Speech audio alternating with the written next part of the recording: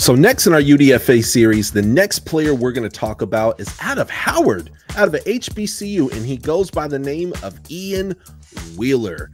This is a player I am so excited to talk about today, and he's just a really fun guy to watch on film. You could dump the ball out to him and watch him take off up the field 20 yards or get that first down or get that additional 4 yards for you.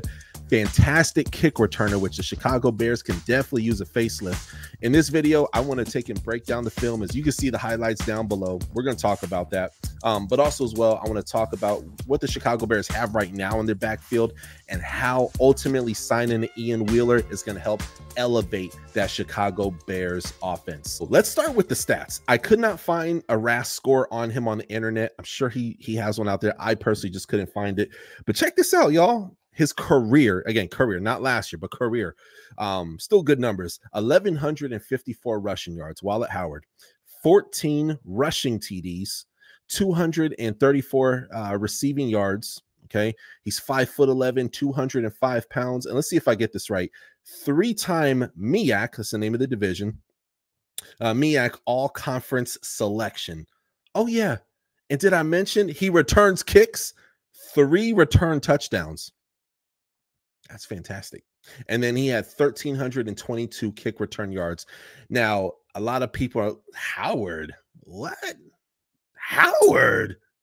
Well, look, man, I'm going to tell you guys right now, pay attention to your Division II schools. Pay attention to your HBCUs. Pay attention to your small D1 schools like your Ball States, your 1AAs, because all throughout college football, there are gems, and that's why you have guys like me, man. I'm the NFL draft specialist. That's why you're here. But check this out. Couple people, just some notable names. And yes, they're older names, but we'll talk about some newer names.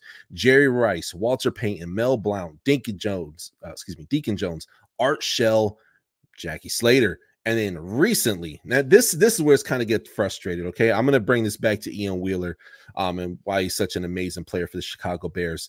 2024, no HBCU players were drafted. 2023, there were. 2023, there definitely were.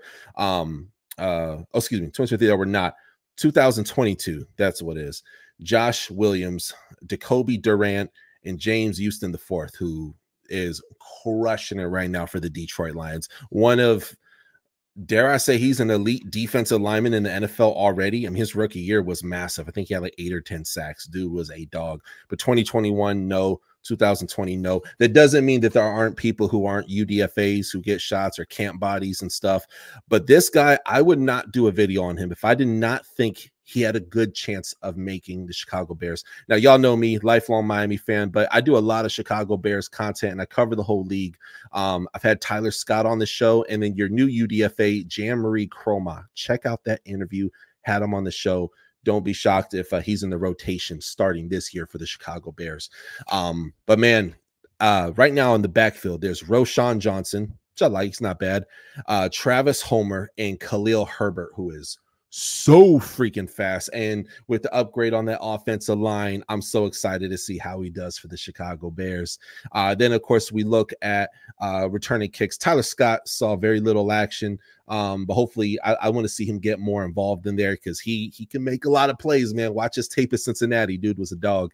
But then Velus Jones, 435 yards, 27.2 yards. That's actually pretty good. That's pretty good. I like Velus Jones. He is a very quick player. But if you have a guy like Ian Wheeler back there, and I always feel like when I'm watching the tape of Ian Wheeler, he seems in control. He did not get a lot of the touches while at Howard. I don't know why. Maybe it was a coaching preference. Maybe their offense was different. I didn't follow it super close, but Ian Wheeler, watching him, what he did do when he did get the opportunity, he made the most of it. This is a guy who easily could have played it at Indiana, easily could have played it at Michigan State, dare I say even get on the roster at Alabama.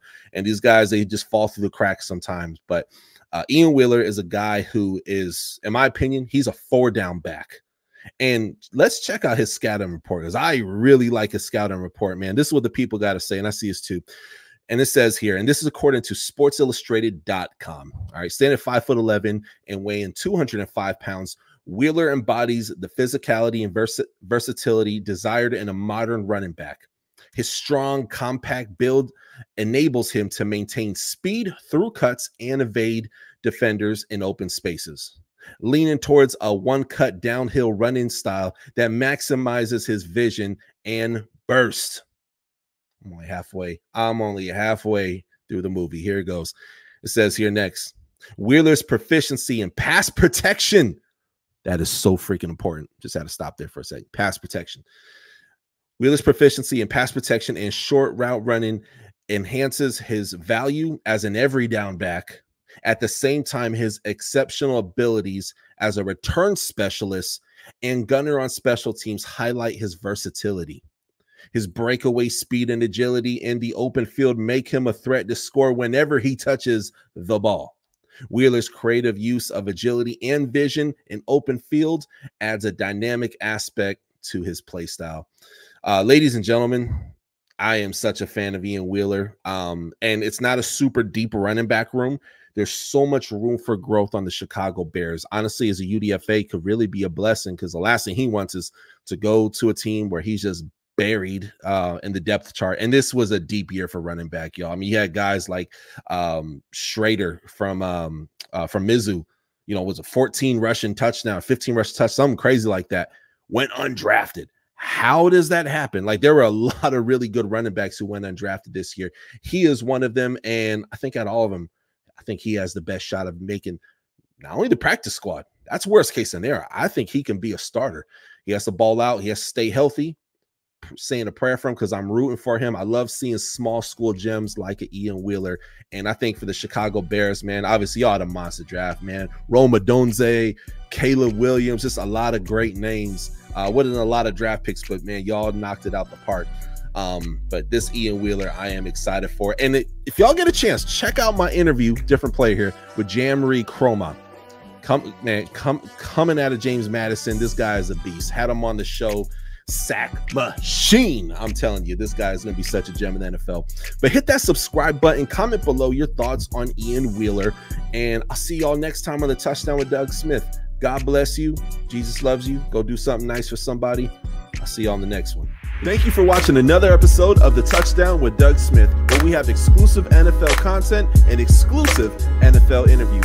Be sure to hit that like and that subscribe button. Follow us on social media. See you on the next one.